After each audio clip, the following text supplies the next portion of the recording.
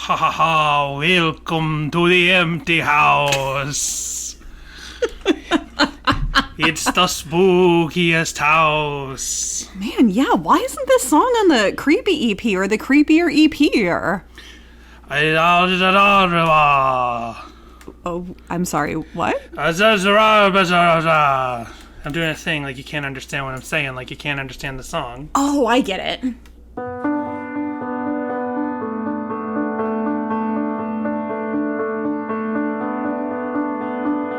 Hello, everyone, and welcome to Sadie Hawkins Pod. Hello, everyone, and welcome to Sadie Hawkins Pod. How's it going? Are you asking me or them? I'm asking them. Oh, okay, let's listen. Okay. Let's listen to their responses. Oh, that's nice. Oh, okay. Yeah, I'm that's sorry good. to hear that. Oh, I'm sorry to hear that. Oh, but you over there, I'm very glad for you. That's nice. Good. Listen, next week's going to be a better week. Guarantee it. You're always like, this show sucks. I think you're our number one. No, do you write those reviews? I do. What? No, I was telling the person if they had a difficult week that next week's going to be better. Oh, I thought you meant the show next week will be better. We only just started. Right. How would I know? How would you know the show's not going to be good? I feel like I've already decided. You've already given up from the opening thing with the Dracula. You can't understand. Because you've been doing the Dracula empty house bit since I said, let's do empty house this week. You know how I could have ended that? You know how I could have put a button on that bit at the opening of the episode? I could be like, welcome to the empty house. Oh, Dracula's here in the empty house. And he comes for... Last and time you did that, somebody merged into us on the 405. He wants my comely bride, Winona Ryder. I do this impression, which I haven't done in a long, long time, of Keanu Reeves from the Bram Stoker's Dracula 90s movie. It's like, oh, Lord Dracula doth come for my comely bride. Oh, what yonder over there but Lord Dracula? He doth come for my comely bride. It's the comely bride thing. Like, I can't stop saying that. Yep. But, yeah, you just do the surfer voice and then, like, the general confusion, and you try to pretend to speak in ye old English. It's good stuff. Von Dracula is here at ye old fudge shop. Fudge shop. And then Jessica and I, a couple years ago, we were just driving around. We were driving around at night, and, like, for the locals, we know David Park for sure, but for the other locals, we were driving on the 101 where it either splits to the 101 that continues to Hollywood, or you stay to the left to the 134, I think it is, for Burbank, Glendale, Pasadena. And because the left lanes are the slower and the right lanes are the faster, I was in one of the right lanes, and someone from one of the left lanes merged into me. And just merged right into me. Yep. And Danny was doing that impression. While I was doing my impression. And I was like, that is what you get for mocking Keanu Reeves, Danny. And or Dracula. Right. Maybe a little bit of both. Yeah. So I'm still, on the job search, and things are going well. Been a very chaotic week. Yeah. For me. Never had to really look for a job in this way it's just like you apply and then you start getting dozens and dozens of calls. It's so hard to be you, Danny. It's so hard to be you. It's not that some people apply and just never hear back or get rejection letters. Thanks a lot, ABC Disney. Yeah, that was ridiculous. Jessica applied for a job at ABC Disney, and they're like, we just want you to know we think you don't fit for this role. Yeah, what? We just want you to know that we don't think that you are qualified enough. We think there are better candidates out there. And I'm like, wow, way to, really, hurt somebody when they're down. Darn. Sorry. Well, it's not like people are calling me up to hire me.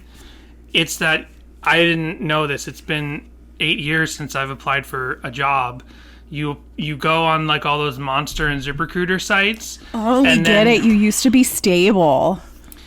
And then once you do that, then you start getting contacted by recruiters who don't really care about you specifically. I mean, they might, but it's like they need to place people in jobs to get their commission. So I started getting contacted by a bunch of recruiters right away, which give me great chances at great jobs, but everything's going fine.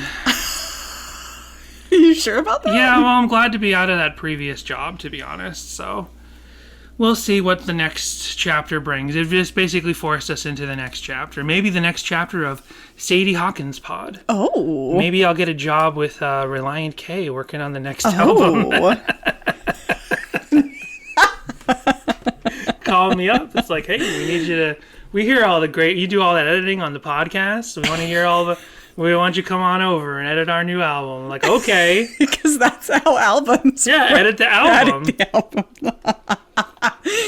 Like, you record all the parts and then you edit it together, right? Sure. I'm pretty sure that's how it works. I'm going to be the new Mark Lee Townsend. Oh, no. You're going to be the new producer. I'm going to be hired as the new producer for Relient K. Sounds good to me. Sure. So we do have voicemails, and let's see if we got any. I haven't checked them in a while, to be honest, because I have... we get it. You just get so many calls. I have my Google Voice, which, when I applied for all these ZipRecruiter and Monster.com things, I used my Google Voice because I was like, you do get scams. So I was like, I'd rather have everyone have my Google Voice number than my real number. But because of that, I haven't been paying any attention to the Sadie Hawkins Pod Google Voice. And we don't have any new voicemails. But we do have no new voicemails. We do have this one voicemail from March 20th, which I had for a little bit because it has a trigger warning in it for, I'll just say, for sexual abuse. And I just wanted to double check with the listener who called up with this, that they did want this out there. And he said, absolutely, it's something that he's been open about in his life. So here's that voicemail. Yo, what up? This is... I love that. It's like it's like Toby Mac calling up Matt Deason in the beginning. Yeah. This is Dan Edgar, a.k.a. @DanEdgarIsDumb from Instagram. I'm doing hip-hop now. Isn't that wild? Check out Matt Deason on solo guitar. He's the bomb. That's not Toby Mac. That's right. That's the friend from... Yeah. But I totally understand. It's all on voicemails, so it's confusing. Exactly. On that section of the album, so... Anyway, my name is Dan, obviously. And I have a Relient K tattoo. You can see it on the grid on my Instagram. I'll just leave it a surprise of what it is. But I'm also... I don't know if I would use friends. Friends is too strong a word, but I'm acquaintances with Dave Douglas, the original drummer of Relient K. He almost produced an EP for me in 2014, went back when I was in pop punk. And I checked out. Sorry, I'm a little drunk, but I'm at a house party at my producer's place. Check out. I'm going to call out my producer, Caulfield, Caulfield. He's an underground hip-hop guy from Athens, Georgia. He's worked with Waka Flocka Flame, Bone Thugs and Harmony, and his handle, I believe, is @my_name_is_Caulfield. Well, if he's worked with Waka Flocka Flame and whoever the other one was, can he network for me for my job search? Oh, that's right. We're both actively looking. And for Jessica. Google it. You'll get him. Anyway, I'm at his place. I'm a few drinks in. And then I was going to Instagram because people are weird, and I was bored. And then I thought, hey, I'll just leave a voicemail. I went to the Umia tour at the Masquerade in Atlanta this past week. It was amazing. Had a great experience. Text Dave afterwards. Told him thank you so much for the show. It's a great time. Grace Baldridge with her project Similar. Their project Similar was I believe an amazing opener. I think a lot of us have we've kind of gone tango toe to toe with our relationship with faith at this point in our lives, where we're all in our 30s. We grew up, like I was born in '90. I think most of us were born late '80s, early '90s, and us were Relient K fans. And yeah, most of us. Sorry, Dan. Early '80s for me. I think it was a really appropriate opener because Grace talks about a lot of things that we're all struggling with. And Similar was just a great opener to set the mood for the show we would experience. And I think the experience that I had is interesting because, trigger warning everyone, my father is a Southern Baptist preacher that is a pedophile that molested me. And I fully estranged from my mom, dad, and most of my biological family. So Relient K is still a safe place, music space for me. anyway, I enjoy the podcast. Love you guys. Love what you guys are doing. And yeah, if anybody wants to reach out, DM me on Instagram at Dan Edgar is Dumb. I'm playing a bunch of festivals this summer. My new project will release soon. I've done a lot of weird indie stuff and pop punk stuff that never really took off. I've been up towards the country, but nobody knows who I am. So if this sounds like, oh man, I feel like I'd be friends with this guy, please DM me. I love you guys. I think that's the whole thing about Matt Thiessen and Matt Hoops and Dave Douglas and Ethan Leck and John Schneck and all the guys, Brian Pittman. I think they've all just try to cultivate a community where we can all just kind of feel left. Feel what? Oh no, it cut off and he didn't call back. And then I checked in a couple weeks later because, yeah, we had this voicemail and I was like, let me double check that's, thank you for sharing. Thank you Dan, so much. we really appreciate that. Let me get his Instagram one more time. It's so it's Dan Edgar is Dumb. That's his Instagram. And yeah, artist name Ghost. Like Ghost the band? No, I'm sure not. Oh, there's moving happening across the hall right now, so there's all kinds of sounds going on. What was that? So yeah, because remember we had all that construction happening for weeks. Now we have the people moving in across the hall. So thank you very much, Dan, for calling. Is his name Dan or is it Edgar? It's one or the other. Yeah, I mean, I think that's something that's great about music, and especially about, I think that's one of the really special things about Relient K is that, doing this podcast and talking to different kinds of people and everything and interacting online and stuff, is that it's so nice that no matter where you've been, where you've come from, and no matter where you're kind of going, everyone still seems to, we all found Relient K when we were, younger in our middle school, high school years, and then have been able to, despite whatever our walk of life has been, continue to take them with us, and they have been a safe space. And we talk to so many people and hear from so many people where that is the case.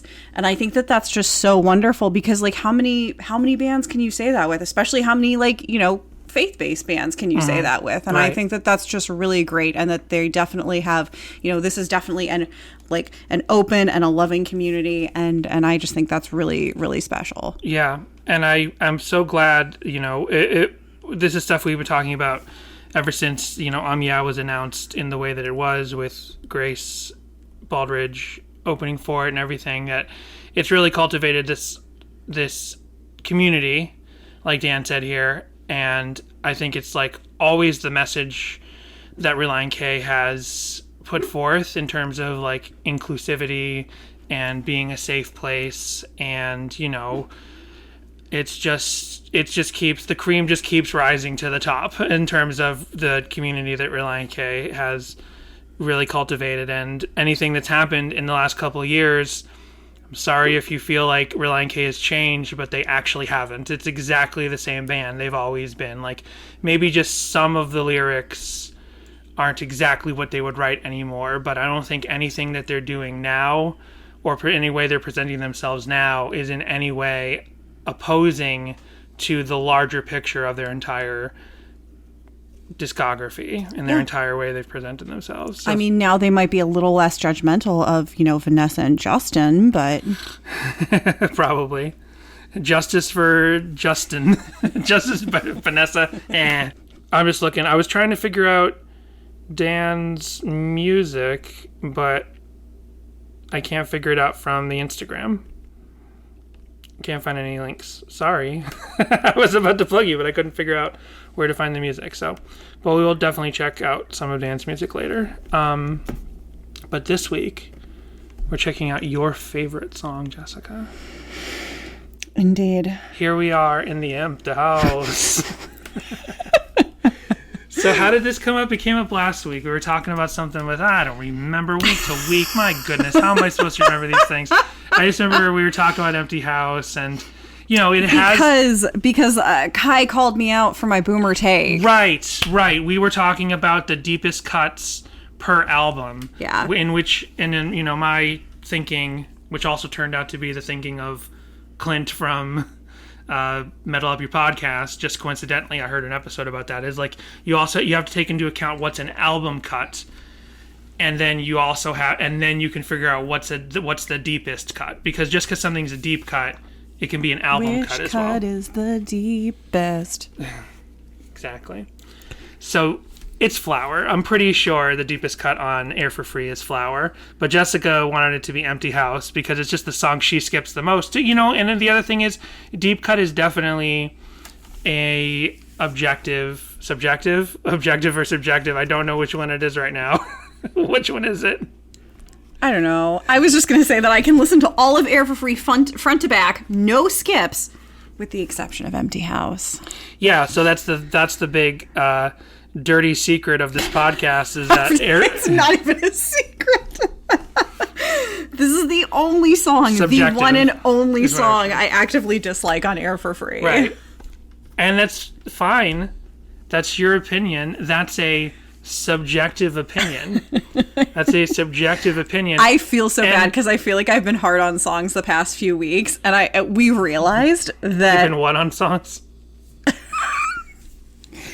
Tough on songs. Okay. Tough on crime, tough on songs the past few weeks, and I feel bad, but I'm also like, oh no, this is probably going to start happening more since we are in the latter half of the episodes of this podcast, which means that when Danny goes, hey Jess, what song do you want to do this week?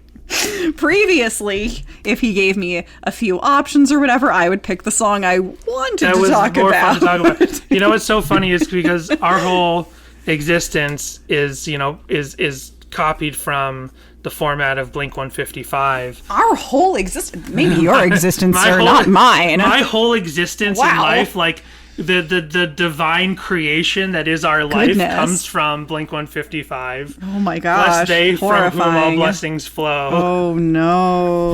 Bless Sam and we just got 10 more. 10 more comments on Apple Podcasts and 10 less listeners. I don't know. I couldn't think of another number. Because we got our whole format from Blink 155, and when they did their original Blink show, you know, they left a lot of like the crappier demo stuff, like the real like the Fly Swatter and the Buddha stuff for later in the podcast overall. And I was like, we won't have that problem.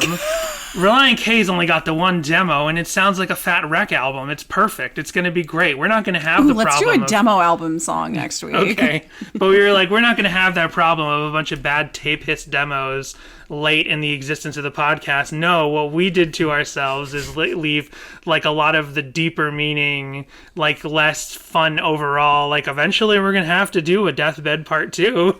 Nope. Nope. Someday. Well, says you. The thing is, Jessica does not like Empty House, and I've always known she didn't. And to me, so, you know, we're driving around listening to Air for Free, and she skips Empty House. So just by osmosis, by like being married to her, I don't really listen to Empty House a lot either. Which is ridiculous because a similar situation that happened to that was like, we were a non-Taylor Swift family for years and years and years, and now she's just like does a complete 180, and she's like, I'm a Swiftie. Love okay, I've never Swift. Once referred to myself as a Swiftie. And it's not even like she was like, oh, I love folklore, and oh, I guess Evermore is okay. Then she starts going back and listening to previous albums, and like, my goodness. So who knows? One day you might... Taylor's got some bops. I don't know what you want me to say. Someday you might change your mind on Empty House. I could. Isn't that the great thing about people and humans? We can all grow and change and decide we like Empty House. I'd rather be a hypocrite you could than be turn the me same on forever. it. You could turn me on it today. Yeah. We're going to read through the lyrics. We'll I did say that I enjoyed it live. That's right. So Jessica has never liked this song, and because of that, I don't really hear it a lot. I don't think I just happen to listen to Air for Free by myself that often. And so I haven't heard the song that much. And I listened to it, you know, for the first time in a while. And I'm like, this is pretty good. It's different. I want to talk about how it fits on the album and maybe the statement it is possibly trying to make, not only lyrically, but even from like the, like, you know, front aesthetic of the song overall. But, I will just remind everyone that my least favorite song on Air for Free is Local Construction. And people love that song. And I just really don't like Local Construction. So that's just how subjective things are. And then we were talking to John Schneck outside the Boston show. And he's like, oh, yeah, I really enjoyed playing Local Construction. They didn't play it that night. But he's like, I have enjoyed playing Local Construction. And I was like... I think we even admitted it's my least favorite to him. It's my least favorite song on this album. I got the CD right here. I went and picked up the CD from the shelf because I think there is some stuff we should read about the credits for this song. But first, let's talk about... Well, maybe we could talk about the credits here. So what is it? Where is it? I know there's someone is credited... April. It's an airplane. No, it's the neighbors across the hall moving, and I forgot. But there also was an airplane. Okay, so Air for Free, the song, and Empty House were mixed by Markley Townsend. Oh, never mind. I thought it was saying Air for Free and Empty House were mixed by Markley Townsend at some studio, but then it's saying the whole thing was done at ACLJ Music Studios. The text is so small.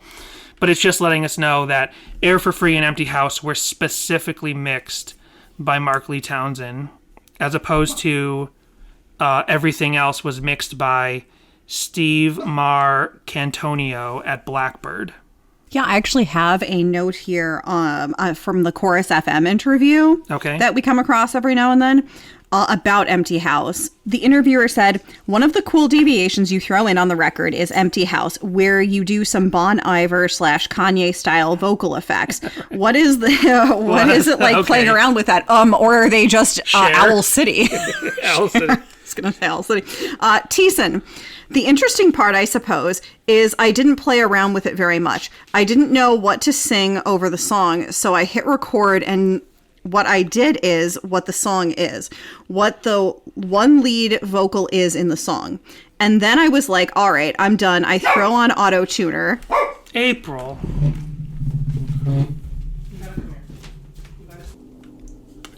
I threw an auto-tuner on it and some effects I have on my computer. I was like, great, it's done. Matt actually did like it. I thought it was just one of those joke songs I would have around that I would play every once in a while for a friend, or I would go back and visit. But Matt thought it was cool enough to go on the record, so we put some more instruments on it, and that's it. And then Hoop said, Empty House is a song that to me is one of my favorites, if not my favorite on the album. I actually pushed at one point to call the album Empty House. The reason for that is the first time I heard that demo Matt is talking about that he made, I remember just feeling it. I remember understanding the emotion he was trying to get across, even though all the lyrics weren't finished and there's an auto-tune on all the way. There's something about that I had never heard before, and I felt it was important. I felt like we would lose something if we went back and tried to fix it or polish it up too much. I just thought it was amazing that I could feel the emotion he was trying to put out in whatever way I was feeling it. I think that makes it important and is an interesting way to do it. It feels bold to me to do that. It feels in some ways the most punk rock thing we could do is release a piano song with an auto-tuner on it and a vocoder. Having fun with that type of thing. Easy for you to say. It's funny. It's Bon Iver, Jessica, first of all. Let me correct you right there. It's not Bon Iver. It's Bon Iver. Sorry. I'm just saying something I've heard other people... No, that's apparently really what it is. And I'm playing the character of the Bon Iver snob. I don't remember that from the Taylor Swift folklore sessions. So, yeah, it's funny that they're like Bon Iver or Kanye West auto-tune, like whatever, okay. I mean, it just, so we talked about this last week. Just say Owl City. Right. We know what you're thinking. We talked about this last week. It's like a lot of artists started doing, and especially like a lot of like experimental hip-hop, which probably has nothing to do with Kanye West, does the like crazy auto-tune stuff. And a lot of other art and music uses wild auto-tune stuff, and it all kind of comes back to Cher, because I think that we should look up the history of auto-tune. I'm pretty sure the "Do You Believe in Life After Love" was the first song where they purposefully overcranked the auto-tune, because auto-tune as a tool exists to actually just like slightly pitch correct your vocals. Like it's really meant to, it's like good special effects. Auto-tune is not meant to be even noticed that it's there. It's like you can't tell what music auto-tune exists on, because it is meant to just gently auto-tune bad vocals or off vocals. But then Cher was the first one to really go over the top with cranking it up, or her producer for that song, and it just continued to be a thing from then on. So auto-tune is an audio processor introduced in 1997, so it is pretty recent, by Antares Audio Technologies. Auto-tune uses a proprietary device to measure and alter pitch in vocal and instrumental music recording. Oh, so it doesn't just work on vocals, it works on instruments as well, and performances. Auto-tune was originally intended to disguise or correct off-key inaccuracies. Look, it's not that I don't like auto-tune. I love auto-tune. That's why we have Paris Hilton's album. Allowing for tracks to be perfectly tuned despite originally being slightly off pitch. In the 1998 Cher song Believe, popularized the technique by using auto-tune to distort the vocals, which became known as the Cher effect. In 2018, the music critic Simon Reynolds observed that auto-tune has revolutionized popular music, calling its use for effects the fad that just won't fade. Its use is now more entrenched than ever. So that is interesting. I had no idea that auto-tune was invented in 1997, and then the Cher song comes out just a year later. Yeah. To me, I always assumed, because it wouldn't be that wild to think that auto-tune could have existed since maybe even the 80s, because it probably doesn't need a deep like OS processing computer. I mean, like digital video editing existed in the early 80s. So to think that there's some sort of proprietary technology that can just process, something to be properly on pitch, it could be, I assumed it was probably somewhat digital, somewhat analog, and existed since the 90s. Nope. It only existed for a year, and then the Cher effect became popularized. So it's just this song. I don't know.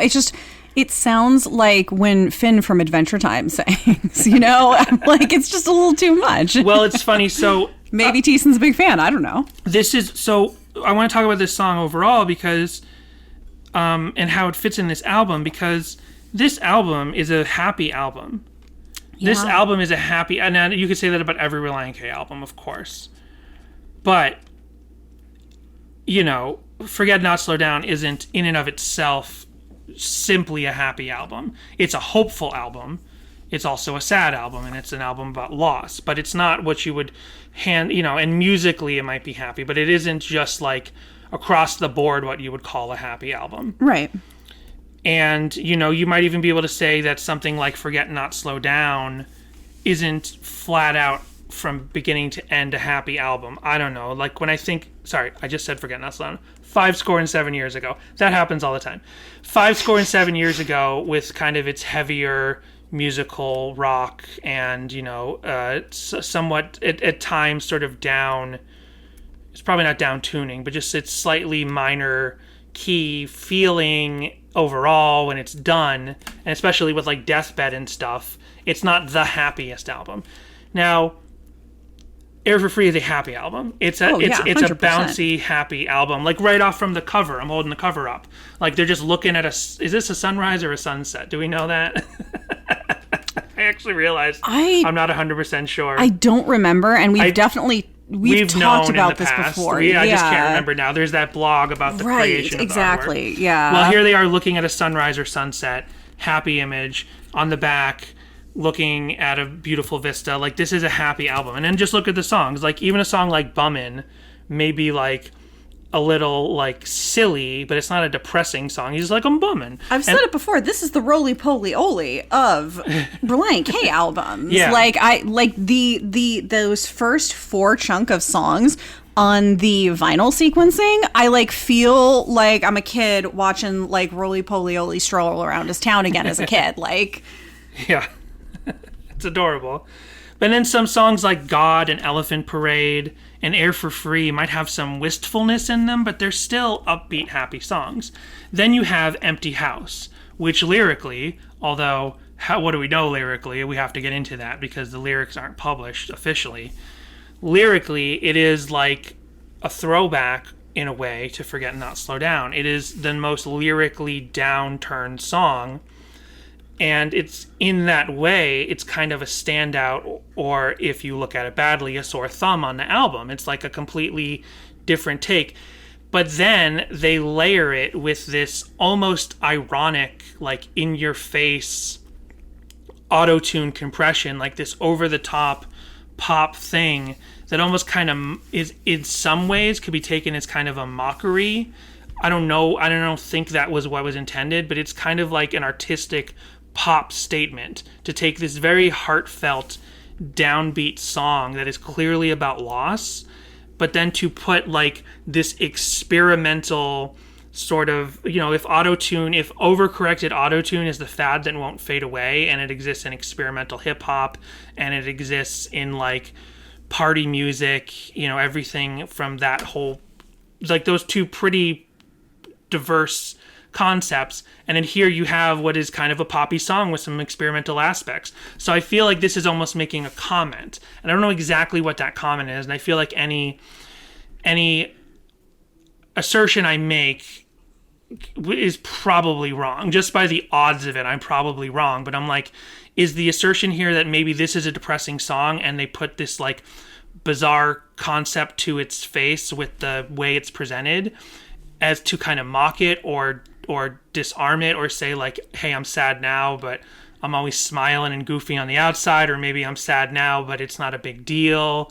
Like it, or am I just looking too far into it? Is it literally just he wrote a song and what he felt like writing at that moment was a sad song, but then they were toying around with the programming, which, by the way, I meant to mention, Thiessen is credited with programming along with his other instruments on this album. So he did the programming in this song, apparently. Right, that's what it says basically in this Chorus FM interview, was that he was just kind of like, it seems like he was just kind of at home, recorded some stuff, threw some stuff on it, and was like, oh, all right, and then sent it to Hoops, and Hoops was like, no, I actually like this. Right. And then maybe they did a little tuning after that, So I think I'm probably... No pun intended. Right.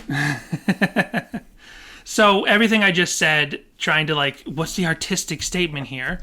Maybe there's no artistic statement. Maybe sometimes, what's that phrase, like a bird is a bird? I know it's not bird, but it's like sometimes a thing is a thing. Sometimes it's just a song. Sometimes that's just what it is. It's just a song he wrote. Especially because he's like, oh, it sounds like a joke song. It's for him to say it sounds like a joke song or a song I'll just play around with. Right. But then Hoops is like, no, there's something here. Let's continue on with this. And also, like, I'm sure because going back to this, the whole trilogy of albums for the 3rd album, Air for Free, Collapsible Lung, Forget Not Slow Down, just going off of, the way that Relient K fans think in those terms, maybe people hear a song like this and think like, oh, this is from a deep thing that was actually happening. Maybe it wasn't. Maybe it's just like, maybe he was thinking about the relationship from Forget Not Slow Down, or he was just thinking generally of the feeling of loss, because we all feel that kind of stuff. You know what a breakup feels like. Just because you're happy now doesn't mean you can't write about some other feeling. Doesn't mean you have to write literally what you're feeling at that moment, even though Relient K is known for doing that. Right.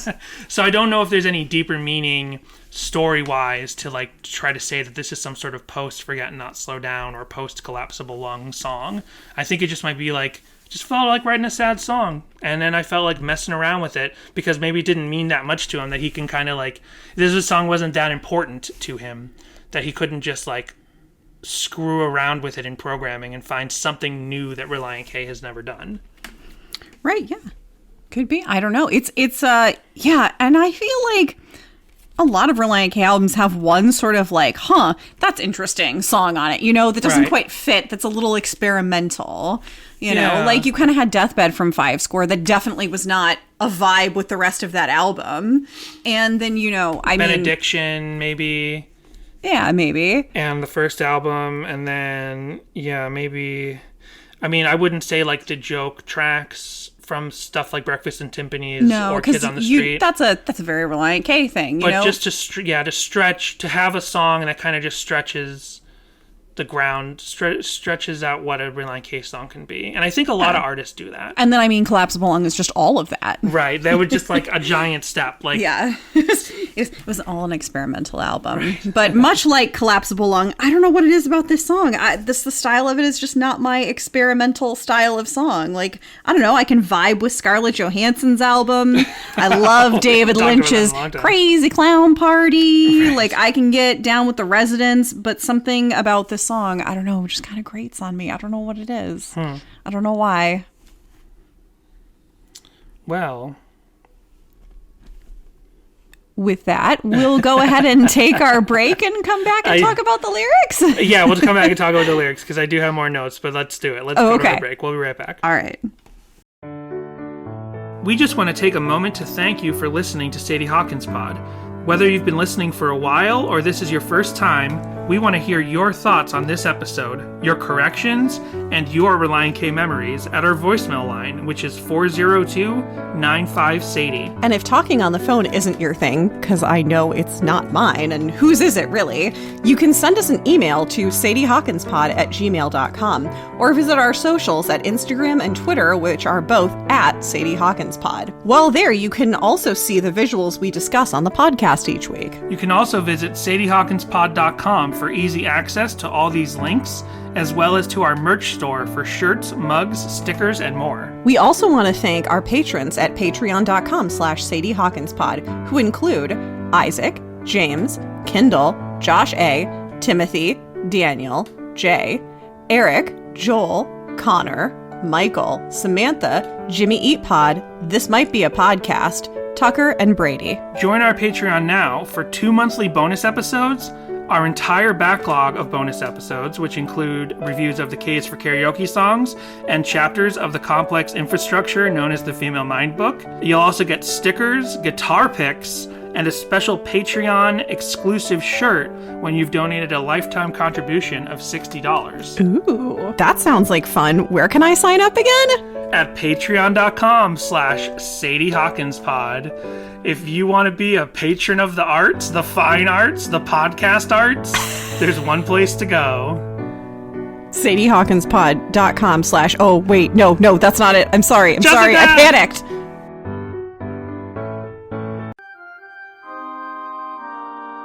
What's up, listeners of Sadie Hawkins Pod? I hope you're having a blessed day and enjoying the hot takes from Danny and Jessica. Brian, do you mind if I say something? Go ahead, for you are a valiant man and bring good news. Thanks, man. Hey, I just wanted to remind everyone of my favorite scripture, Fentuzler 3:16. For the Zeitgeist Lab Pods so love their fellow man that they proselytize their only begotten opinions about community and drive-thru records into the world. A very blessed scripture. Of course. And everyone listening to the Sadie Hawkins Pod can check out the Zeitgeist Lab Collections Pod first 2 seasons, wherever fine podcasts are found. That's right, and we'll be back with Collection 3 soon. Again, that's Zeitgeist Lab Collections Podcast, available on Apple, Spotify, and anywhere else fine podcasts are found.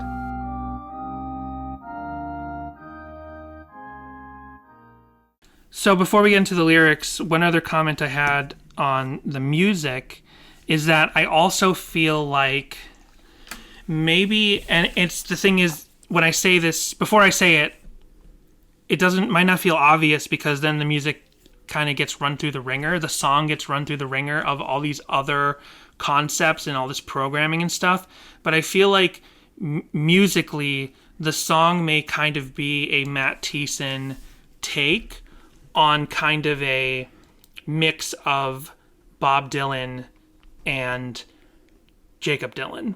I feel like there is definitely something in the Empty House, something in the hook, like that time when I was thinking about and you could say na na na na na. That part of the song sounds just like 6th Avenue Heartache. There was this time when I was thinking about something. Well, that's the thing. So because like Jacob Dylan from the Wallflowers, he's not exactly like his dad, but there's like a DNA there, right? And we know that the Wallflowers are a big influence on Relient K. They covered them on K is for Karaoke. But I feel like there is sort of a chord progression, a melodic structure to this song that's similar to Sixth Avenue Heartache. And then on top of that, the way that Air for Free has these purposefully mumbled lyrics is also very Bob Dylan.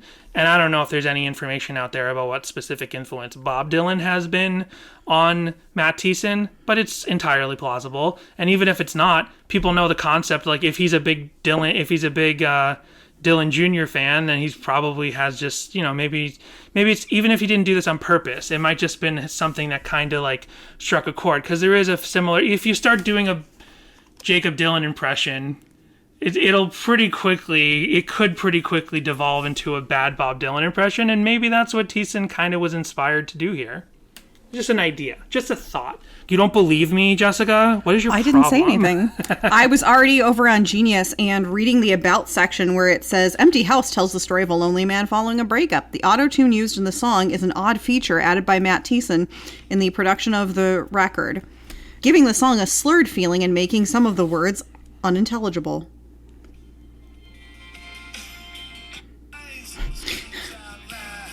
This is the Wallflower song I'm thinking of. There's just something about Empty House that reminds me of this song. Sure. I was laughing because one of the comments on Genius is, these are not official lyrics at all.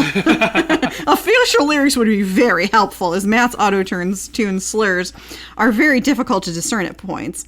That being said, these lyrics appear to be the closest to most accurate the internet has to offer. Now, that being said, I wonder if anyone's gone through and updated this based off of live performances. Yes, because I mean, not only from live performances from the time, but also definitely from the Yeah tour, where you could probably really suss out. Well, you'd think so, but we'll listen to those later. He's kind of still doing the same thing live. And I don't know if this was mentioned in an interview somewhere specifically, but I know that Josh McTerrigan has said in the past that, from Reliable J podcast, that he had said this thing, and I don't know if it's his theory or something he heard, that like kind of the unfinished nature of the lyrics might be very deliberate based on the unfinished nature of the song, and how the song was kind of just a messing around trying to just kind of write something song that Thiessen didn't really believe in, and then Hoops pushed him to finish it, and it might have been like an artistic, very deliberate statement to make the lyrics so indecipherable to be heard, which is also interesting because Relient K fans have historically been so lyric conscious. And that's not to say, like, there's anything wrong with that. Like, we go into lyrics all the time because we're talking about each song, and lyrics are part of it. I've never been the biggest lyric person, and also Relient K fans aren't like, there's nothing wrong with being lyric conscious, and there's tons of bands where the fans are very, very conscious of their lyrics and overanalyze their lyrics. Like, Relient K fandom is not special or like guilty of something wrong there, but I'm just saying, we know from looking at song meanings and Genius annotations and the whole being from a Christian background, how important lyrics are to sort of like Christian communities, like to parents saying, let me read those lyrics, and like some Christian parents not even wanting you to hear a Christian band unless they can actually examine the lyrics and see just how Christian they are. Like, for a band like Relient K coming out of a community like that and kind of deliberately releasing a song that says, like, you're not going to know everything I'm singing, and there are no official lyrics published for this. And unfortunately, with the internet, someone will post these to Genius, and then it'll seem canonized, but it is not. Whatever you think the lyrics are in this song may not be the lyrics. Right. In fact, there's one lyric early in the song that's literally like cut out, which I don't think is like a censoring thing. It's part of like the programming digitally of the auto-tune, just kind of like lost that section of the waveform with the lyrics. I can't remember what he says here, but let's just listen to this.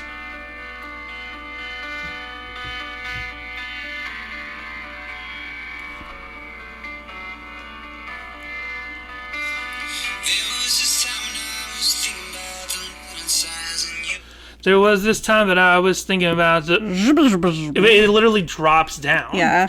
Like like part of that word or that entire word is cut. So whatever it says in Genius is supposed to go there. Something. You something have inside. Something inside. Well, you literally have no idea if that's actually the word. I wonder if they just wrote this person who added it just wrote something. Something. He said something here. It's funny how you're talking about like Relient K fans being big lyric people or not being big lyric people, and how you're not a big lyric person, because I feel like any Relient K fan is a big lyric person because they're just so, like, just the way Thiessen writes lyrics is so done, you know, and so clever.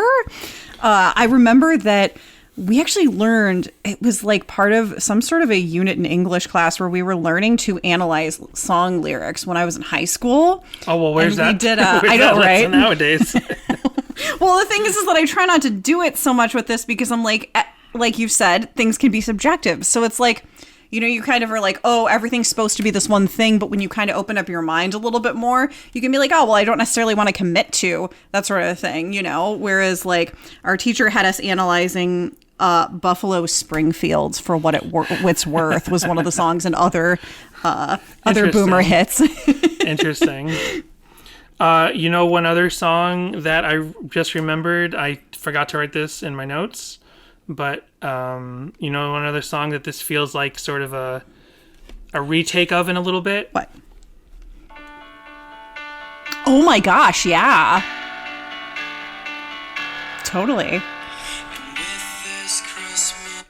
Somebody out there, please. We have listeners with musical talent.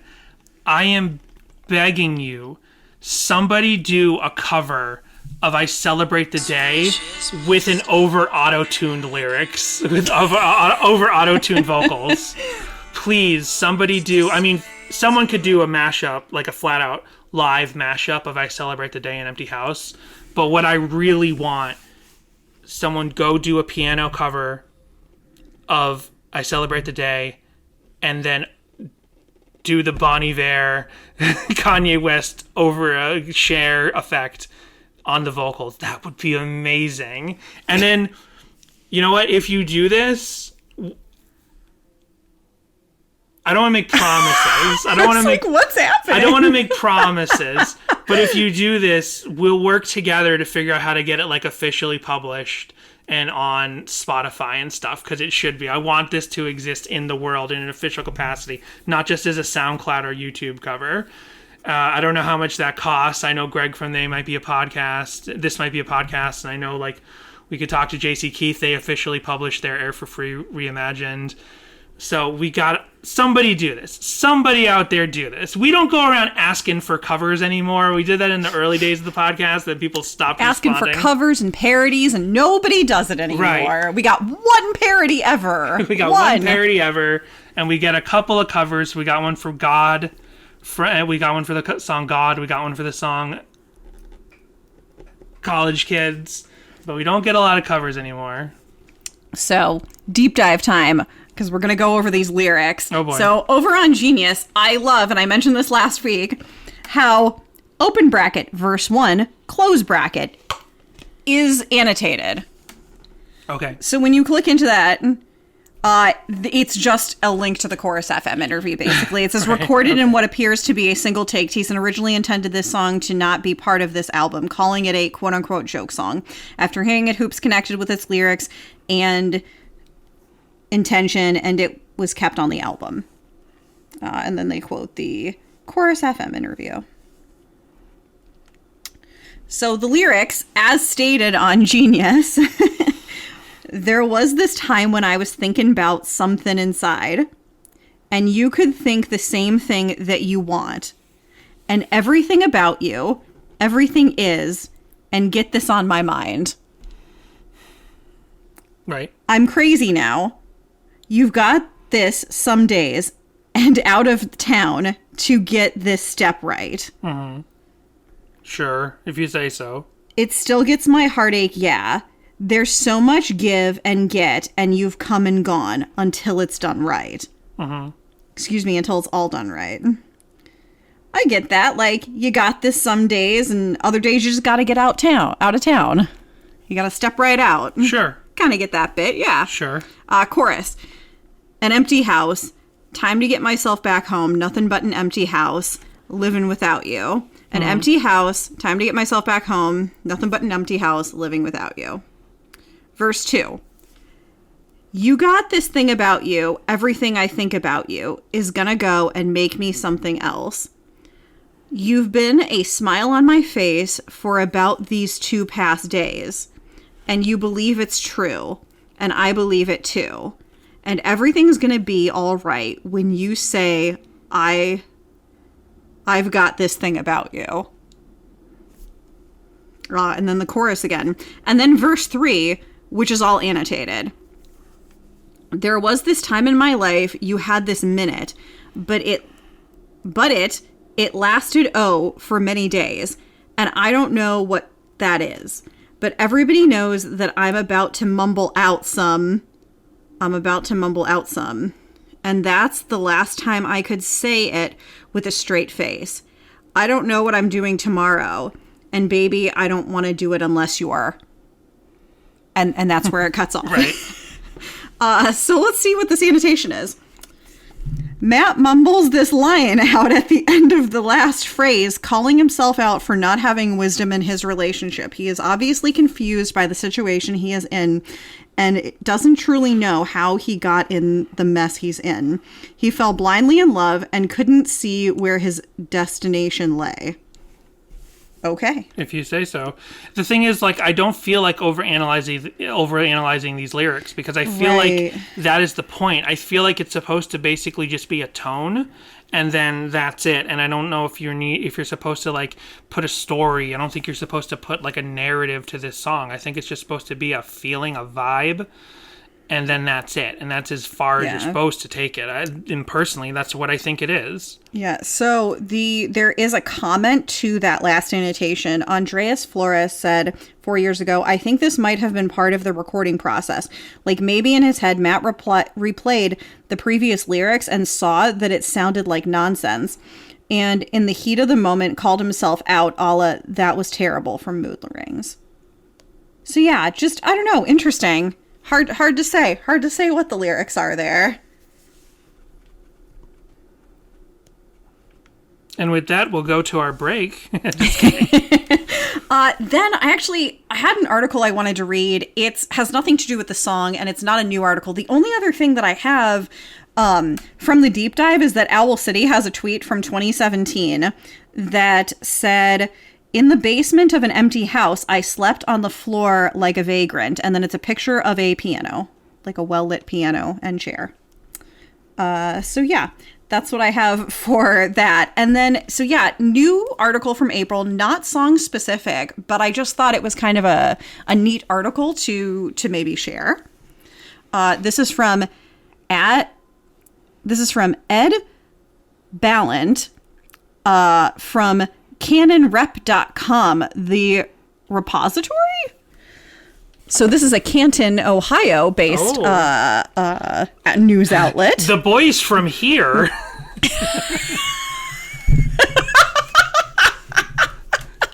Exactly.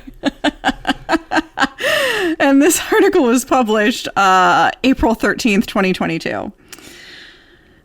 Matt Thiessen's voice filled with energy as he recalled the rise of Relient K from a band playing small gigs in his hometown to slots with major music festivals and appearances on late-night television shows. Growing up in Ohio, it's such a special place, said the 41-year-old frontman of the pop-punk band. When we were starting out, there wasn't a ton of bands, but there was about 5 or 6 really cool bands full of buddies, and we could all play shows together, and those are some of the best times you could remember.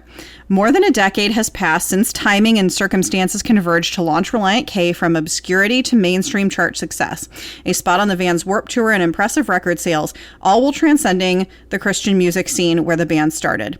And it just created a momentum that we just got to ride. And then, yeah, the story got crazier and crazier, Thiessen added.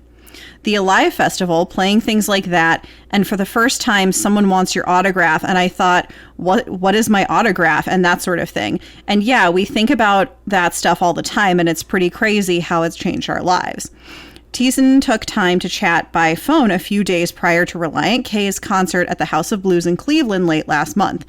Stark County native and co-founding band member Matthew Hoops chimed in via email on Monday. Thiessen spoke with the insight and maturity of a musician who knows thousands of bands don't make it, and even many who do fade out without the ability to consistently tour or make music. Hoops 41 said the band and its fans have aged together. We had so much fun playing together, he said of the recently concluded tour. It's been about 5 years since our last show, and honestly, I wasn't sure if we would ever get back to this. I think there is a certain sense of gratitude and joy that is present now in our live shows. I think a lot of our fans weren't sure if we would ever tour again either, so I think it's part of the reason for the excitement and overall good vibes. Asked how long he thinks Relient K will last, Thiessen didn't flinch. Matt and I always said the band will always exist as long as we're having fun. Reflecting on the tour, he sounded at ease. It's not too hard to have fun. Rounding out the band during the tour were John Schneck, guitar and vocals, Ethan Luck, bass and vocals, and Dave Douglas, drums and vocals. Relient K released its last studio album in 2016, Air for Free. A live album came out in 2020. Thiessen lives in Nashville and Hoops calls Florida home.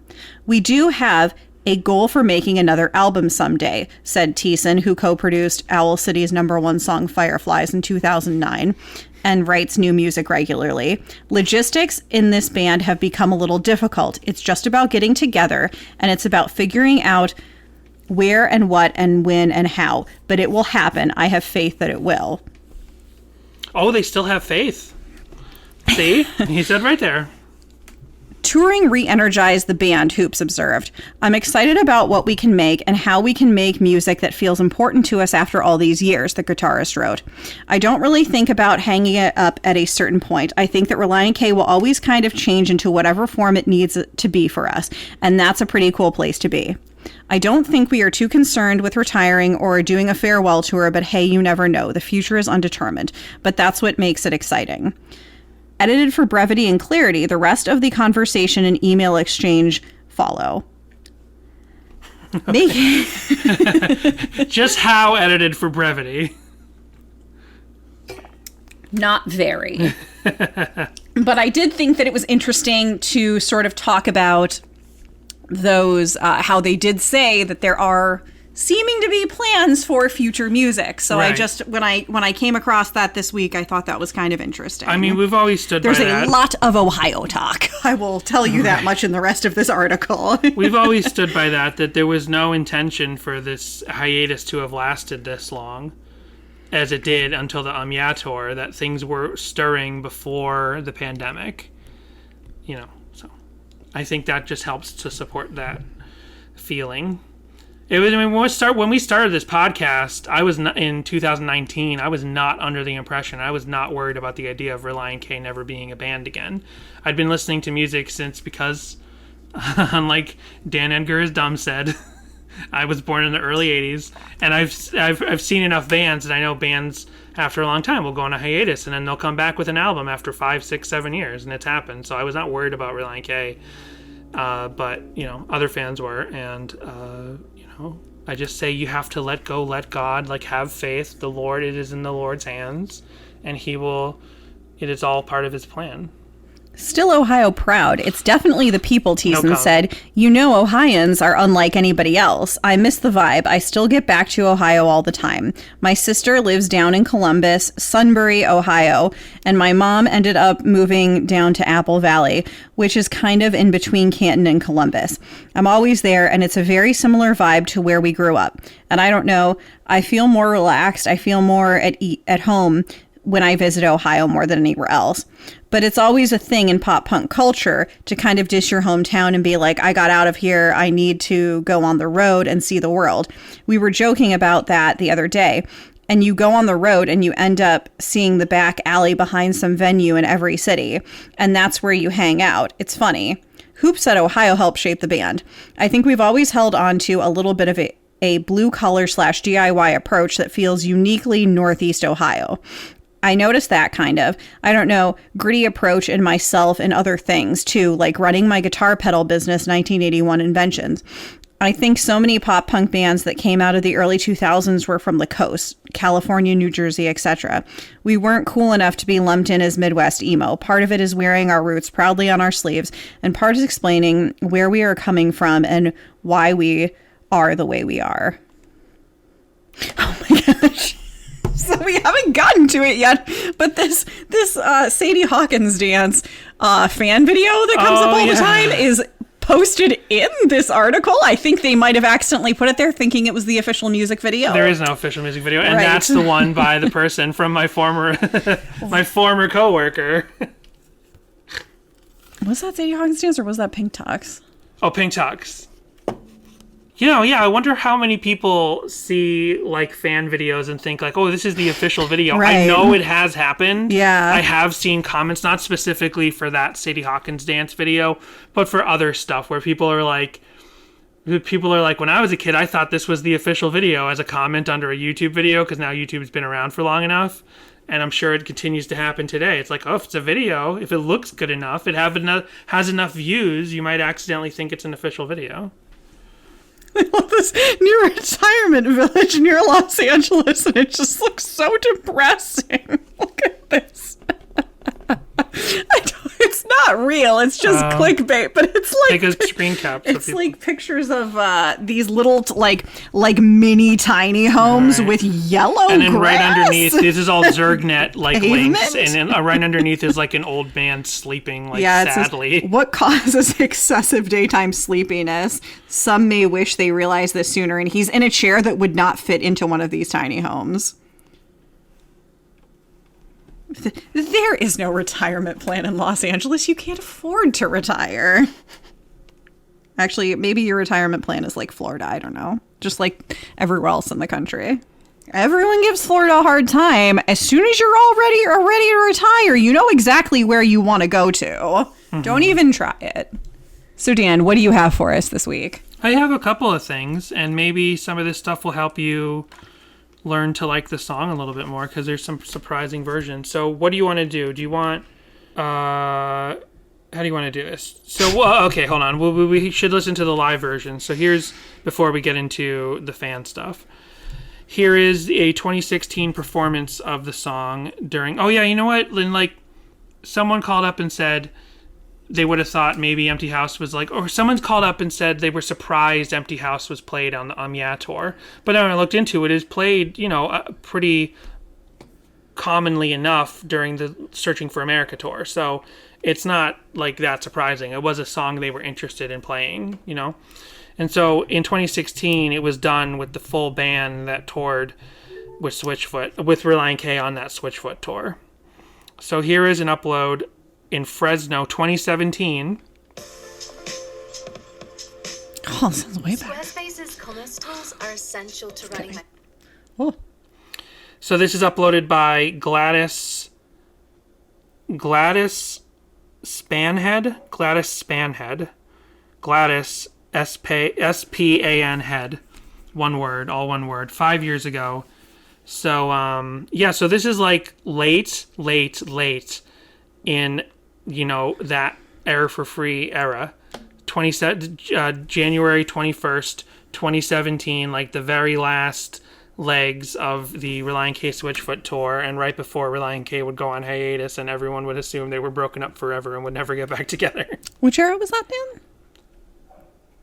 The Air for Free era? What did I say? What did I say? I just like the way you say era. I just say era like that.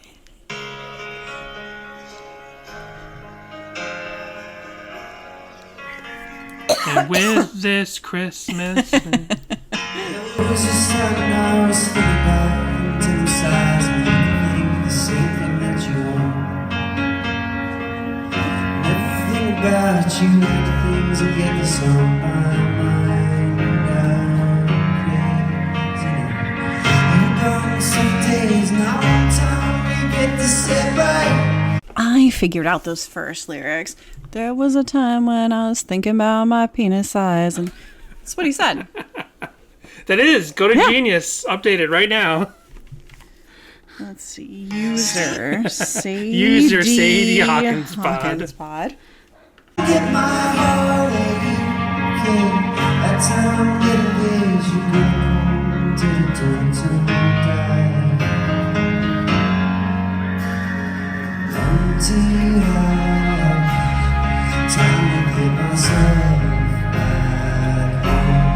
Nothing but an empty heart. Living without you. An empty heart. Time to get myself back home. It's very nice in this full band. That's the thing. I think it's just like it's nicer with a full band, kind of like Air for Free. I just prefer that full band sound. Like you liked the song Air for Free when it was performed on Earth stage. Yeah, even that's like the more stripped down band version. But yeah, I hope because Hoops had I forgot about this. Hoops had talked about Air for Free Reimagined, which J.C. Keith took the title for their tribute album, where they covered every Air for Free song. But Hoops originally said, like, we would kind of like to do a second version of Air for Free. And, I mean, it seems to me like basically I can hear exactly what the Empty House second studio version would be if that project ever took off. It would be like a stripped down, like just regular rock version without any of the programming, or lighter programming, or more organic sounding instruments. I also wish there had been like a spleetered version of the studio track, and I don't know how to spleeter music myself nowadays, so maybe sometime in the future, follow up. I should have sent it to David Park, because I think he can spleeter music, to hear like what other kinds of like spooky things are happening in the background, especially halfway through the song when there's like all that reverby programming happening, and there's some voices underneath that I don't think are decent in the last minute of the song. Interesting. Okay. Which maybe you didn't notice because you barely ever get that late in the song. Well, I'd love to hear a spleetered version of the song. Maybe if I can get that produced, get that processed somehow, we can do a Patreon episode on that. So I just want to hear a little further into this, because this is all 5. Speaking of Patreon, patreon.com/Sadie Hawkins Pod. We were supposed to get you an extra episode last month. It's happening this month. Yes, it is. So let's go into about 2 minutes into this upload by Gladys Spanhead for the 2017 performance of Empty House.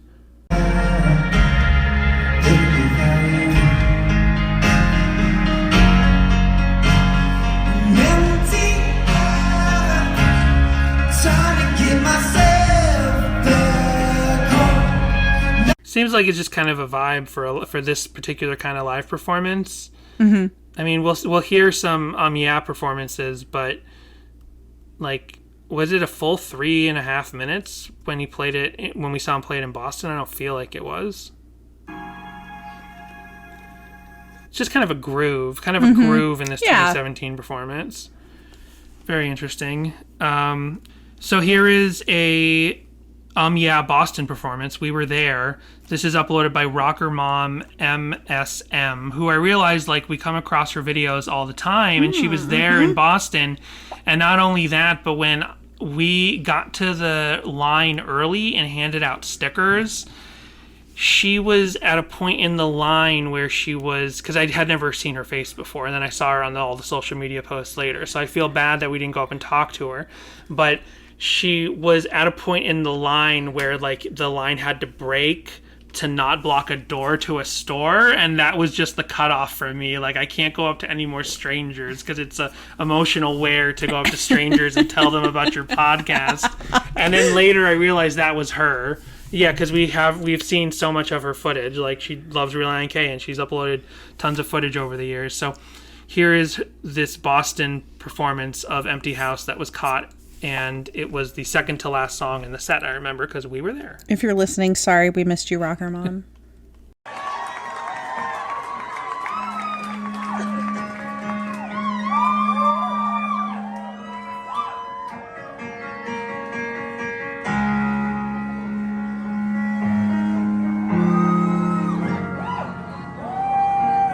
There was this time when I was thinking about them tennis and you could think the same thing that you want. Everything about you, happy things, and get this on my mind. I'm crazy. I got it. There was this time when I was faking my own suicide. That's a good one. That's a good one. He should definitely flesh it out into a full song. Yeah. Even on some days, out of town when you get this set right, I still don't get my heart. Yeah, that song's getting engaged. You go home to So this is the full version of the song. It's the full 3.5 minutes. I didn't realize that when we saw it in Boston. I was just vibing and enjoying the song so much. That line was definitely, this song is getting gay and good stuff. Getting influenced by somewhere. I love it. Yeah, okay. I'm here for it. Oh, it wasn't a derogatory. Oh, This no. song is getting gay, meaning it's getting awesome. Yeah, exactly.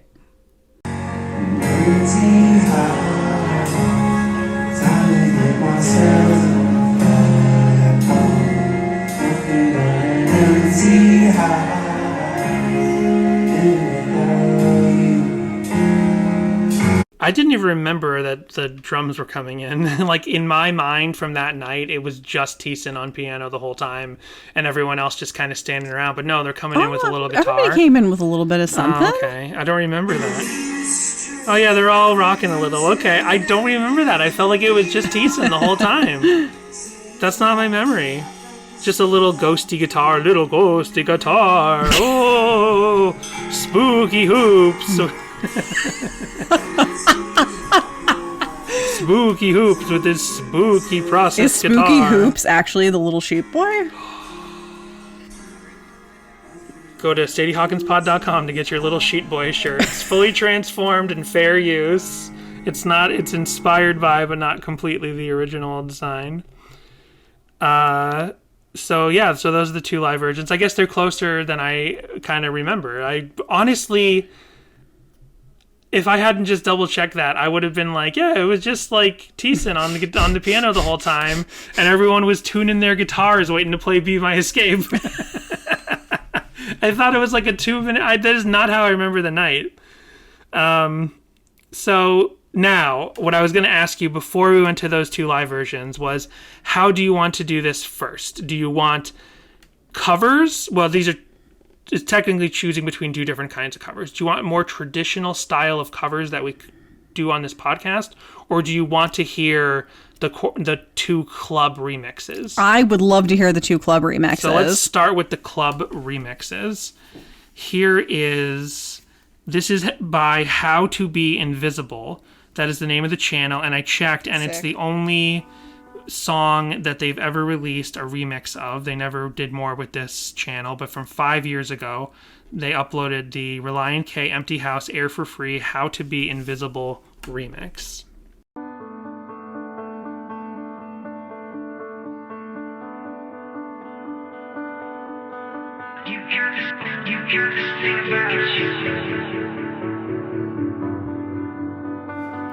There was this time when I was thinking about the little sides, and you can think this thing that you want, and everything about you, things and get this on my mind. I'm crazy now.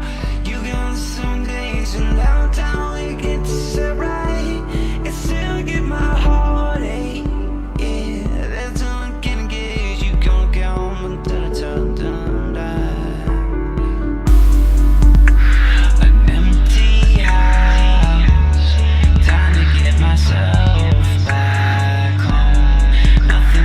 That's a full 54 seconds. We just sat here listening to it. What do you think? Well, I see when you said club remix, I thought we were going to go full like, I thought we were going faster. I thought we were going to speed it up. I was like ready to get my blood pumping. And I was like, oh, okay. Out of the two, I just deliberately decided to start with the chill or with one of the Gotcha. One. Yeah, it was a little more chill than I thought we were going. But what do you think? It was nice. Do you think it adds something to the song that maybe helps reveal some emotion and feeling in it that you kind of refuse to experience because of the autotune? Well, no, but I think that if this came on in the club, you'd, I don't know, do whatever one does at a club.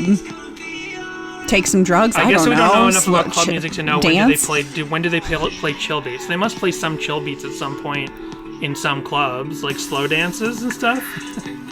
I don't know if you slow dance at a club. I think you like grind, but to like I don't know, grind. Missy Elliott or something. I'm not really sure. It's not the Super Bowl. So a lot of the comments, I was gonna say all the comments, but a majority of the comments under How to Be Invisible's video are just talking about Relient K's changes, this Relient K's song. They're not talking about How to Be Invisible's remix specifically. They're like, Charles Carpenter says, I think the auto-tune was an artistic choice. It sounds great and sticks the landing. Great work, guys. This is not Relient K's page. Scott Hendel says, listen to it a few more times. It really sticks. It's sad and really beautiful. Again, you're talking about the actual song. This must have been posted before they updated their YouTube music. To have music to have all the songs on there. I wonder if this was one of the first uploads of the song. Yeah, so they're like, YouTube. oh, this is it, because it's got the cover and everything on it. April Dix says, it's weird to hear auto-tune from them. I think the song could have been a lot better if it was just Ross singing. Why are you laughing? That's what April Dix said. The album isn't bad, says Jared Dion. Get yourself together. The album isn't bad from the songs I have heard, but it is the best that has come out from the band. I would say no, they can do a whole lot better. Still my favorite band. Little confusing run-on sentence criticalness of Air for Free. AJ Borda says, I miss their older punk-style songs.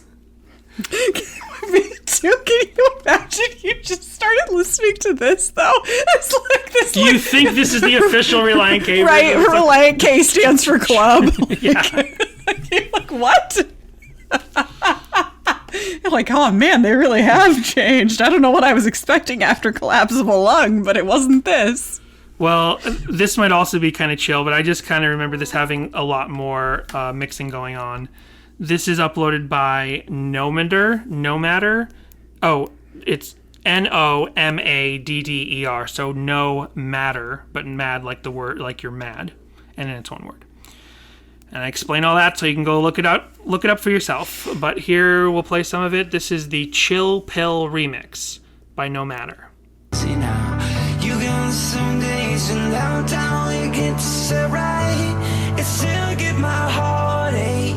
Yeah, that's uncanny gauge. You gonna go on until it's all done. An empty house, time to get myself back home.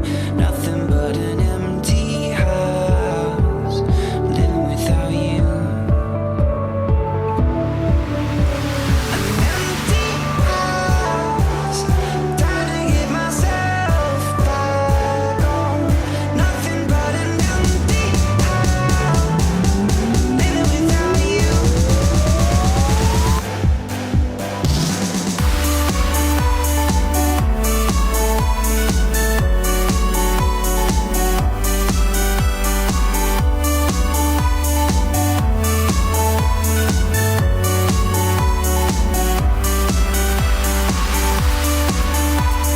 Jessica's dancing. She's raving. I was raving over You're here so we're raving. at we're at the Electric Daisy Carnival. I liked it when it was like it suddenly went bow, ba-da-bow, ba-da-bow, ba-da-bow, ba-da-bow.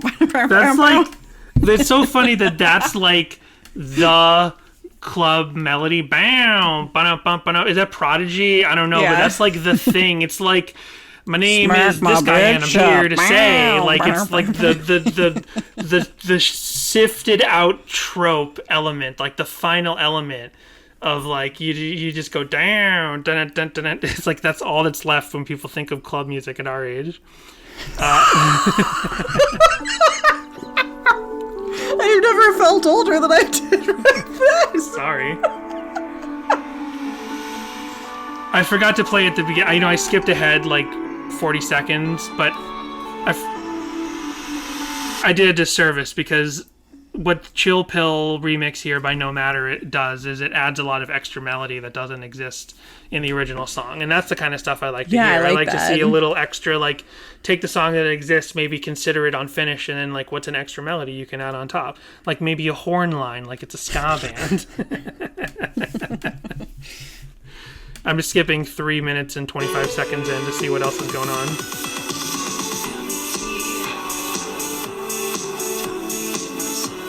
Yeah, this is great. It's really good. I'll be playing that at the next Sadie Hawkins Pod rave. Yeah. The next Sadie Hawkins Pod DJ night. So now we can get into the actual covers, as aforementioned here. And there's a lot of nice, interesting, transformative covers. There's a couple like that are about what you'd expect, but because this song is so dense production-wise, like, you know, any simple acoustic cover in and of itself is going to actually be transformative, whereas acoustic covers usually kind of feel like the most garden variety cover that you normally get. But this is not that. This is kind of a full band version. I don't remember exactly. Let's hear it. This is J.C. Keith's version from the aforementioned Air for Free full tribute album that they did.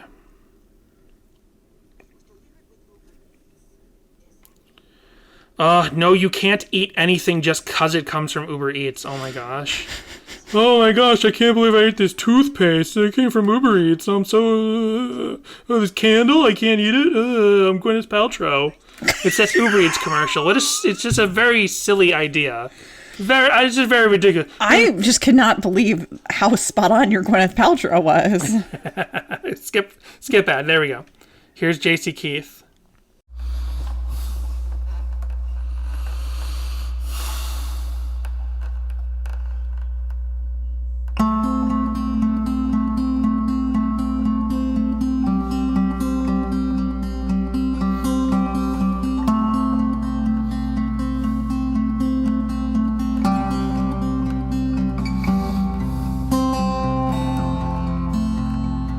There was this time when I was thinking about the wooden sides, and you can think they're singing what you want. And everything about you, everything's gonna get this on my mind. I'm crazy now. You got this some days in downtown, you get the step right and still get my heart aching. There's so much to give and give, but you've gone and left me tongue-tied. An empty house, time to get myself back home. Ain't nothing but an empty house, living without you. So that's nice. That is really nice. See, so there's a melody. There's a very beautiful, sweet melody here. I like how I assume I'll have to have left that in the edit where it starts with, like, you can hear, like, the room, and they're just getting ready to record. Yeah. Back home, nothing but an empty house. Nothing but an empty house.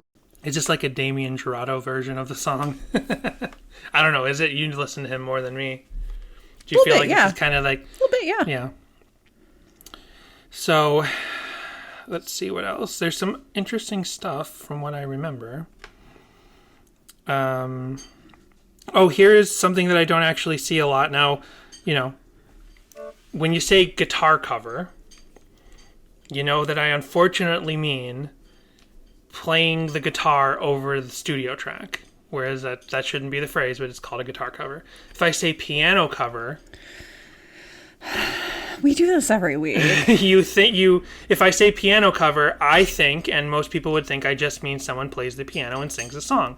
But no, this is a play-along guitar cover style cover where they are playing the piano over the You could just call it a play-along. This is a play-along to... They called it... This is uploaded by Wolverina85, and this this is titled Relient K Empty House Piano Number System.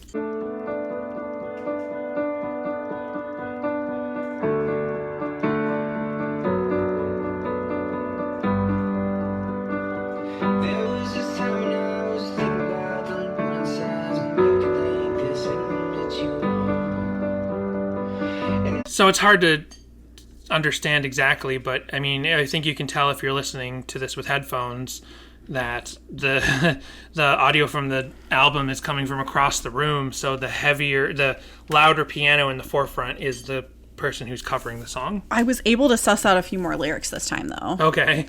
There was a time when I was thinking about them insides, and then I was turning Japanese.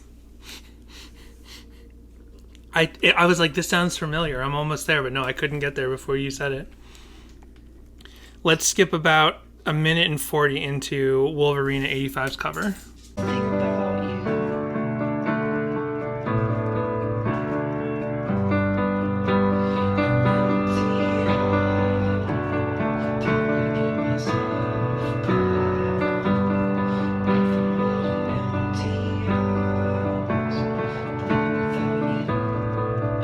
So that's nice. It's just a piano play along, but it's very nice. And then here is a cover by Jack Price. Oh, right. I remember how this goes. This is an interesting cover. Okay. This cover is by Jack Price, and this is kind of the closest attempt that anyone made to kind of do the song like it's on the album. But clearly, Jack Price didn't have access to an actual auto-tune setup. Gotcha. So they did something slightly similar.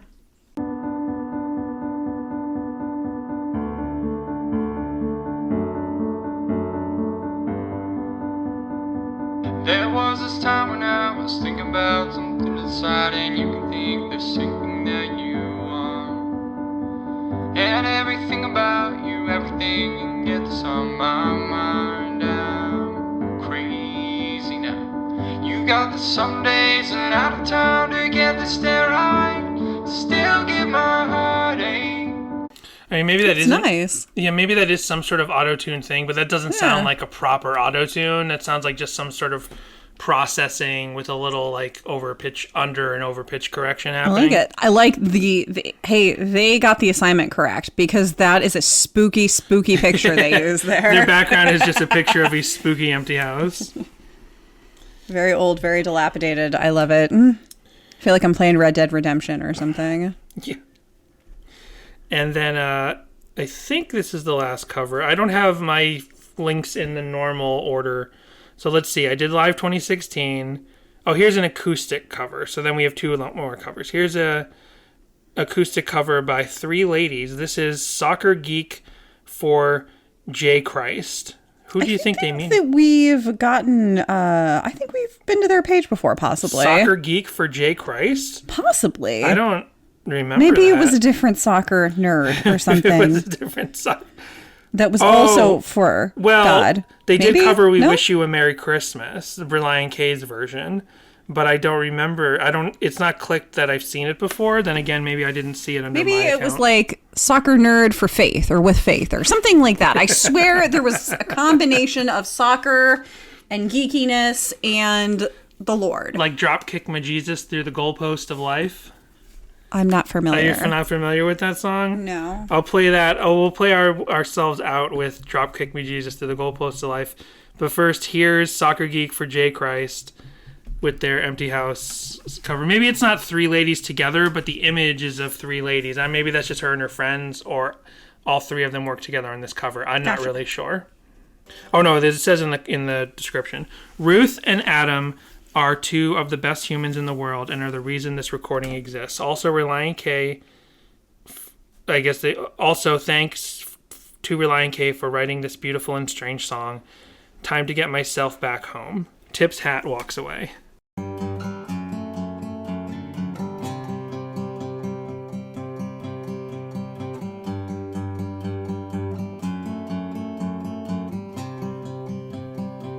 There was this time when I was thinking about something inside, and you can think the same thing if you want. Everything about you, all the things that get this on my mind, I'm crazy now. You got this some days and out of town to get this step right. It still gets my heart ache, yeah. There's so much give and get, and you've come and gone and turned it down tonight. Empty house, time to get myself back home. Nothing but an empty house, living without you. An empty house. It's really nice. It's I really like that. Simple, but I like her vocals. It sounds like it should be an indie movie, and I love it. I'm here for it. Right. Something about the vulnerability of female vocals on it is a lot different. Like JC Keats' cover is really great, but then like take that and I don't know, make it female vocals, and it just there's a whole nother feeling to it. Right. And then here we go. This is the last cover before we drop kick Jesus, before Jesus drop kicks us through the goalpost of life. This is I can't remember what this is, but oh yeah. I wrote very transformative cover, and this is by Springwater Studios. Or more specifically, this is by Isaac Viar. Isaac Viar. Isaac V-I-A-R, Relient K cover from 1 year ago, uploaded by the YouTube channel Springwater Studios.